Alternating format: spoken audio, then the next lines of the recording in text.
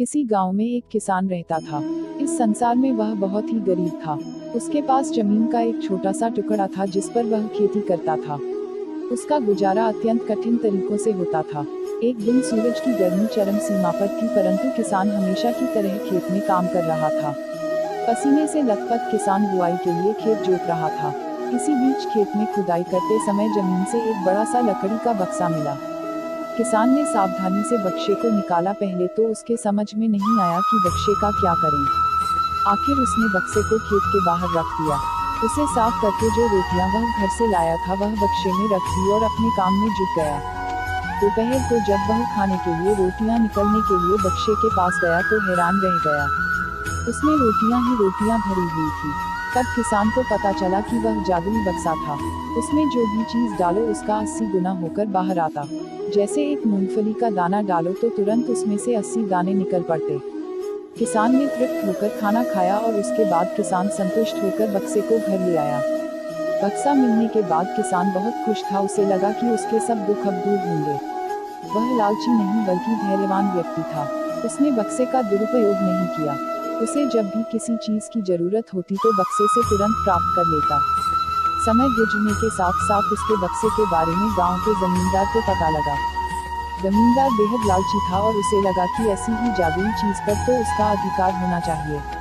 उसके आदेश पर जमींदार के लठेठ किसान को पकड़ कर ले आए। उसने किसान को धमका कर कहा, बक्सा जिस भूमि से मिला से है वह मेरी जमींदारी में आती है, इसलिए बता उस बक्से पर किसका अधिकार बनता है। किसान बोला, यह ठीक है हुजूर कि यह भूमि आपकी जमींदारी पर आती है, पर बक्सा जिस खेत से निकला है उस पर मैं खेती करता हूँ, अतः इस बक्से पर मेरा अधिकार बनता है। किसान गिड़गिड़ाया, लेकिन जमींदार ने बहुत धमकाया। बक्सा पाकर जमींदार बहुत खुश हुआ, मगर किसान का रो रो कर बुरा हाल था। जमींदार की अब चांदी हो गई। वह जो चाहता बक्से में डालता और उसे कई गुना पाकर खुश हो जाता। कुछ लोगों ने जादुई बक्से की खबर मंत्री जी के पास पहुंचा दी।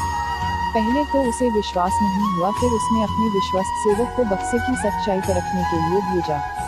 वहां जो उसने बक्से का जो जादू देखा तो वह मंत्री के पास जाकर सारी सच्चाई बता दी। मंत्री ने जमींदार को बुलाया, फिर उसे डराते हुए कहा, हमें पता चला है कि तुम्हारे पास एक जादुई बक्सा है, उसे तुरंत हमारे हवाले कर दो। इसी जादुई बक्से को हाथ से निकलते हुए देखकर जमींदार की हालत खराब होने लगी। उसने मंत्री जी से बहुत विनती की, पर मंत्री नहीं माना। बक्सा पाकर मंत्री मतवाला हो गया। विरोधियों को यह अच्छा मौका मिल गया। उन्होंने बक्से के साथ साथ मंत्री के निकम्मेपन की खबर भी राजा तक पहुंचा दी। बक्से की बात सुनकर राजा अधीर हो उठा। वह अपने सेनापति के साथ मंत्री के घर जा पहुंचा। उसने कहा, देश की सारी जमीन राजा की होती है, इसलिए जादुई बक्से पर भी उसी का हक है। मंत्री ने बिना देरी किए बक्सा राजा को दे दिया। जादुई बक्से को पाकर राजा प्रसन्न हो गया।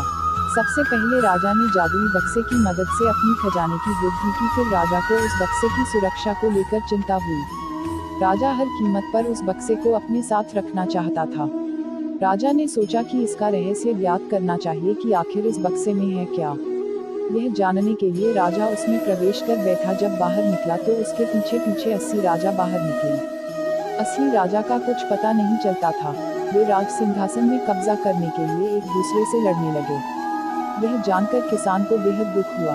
वह अपने आप को कोसने लगा कि कितना अच्छा होता कि मैं बक्से को जमीन में ही गड़ा रहने देता।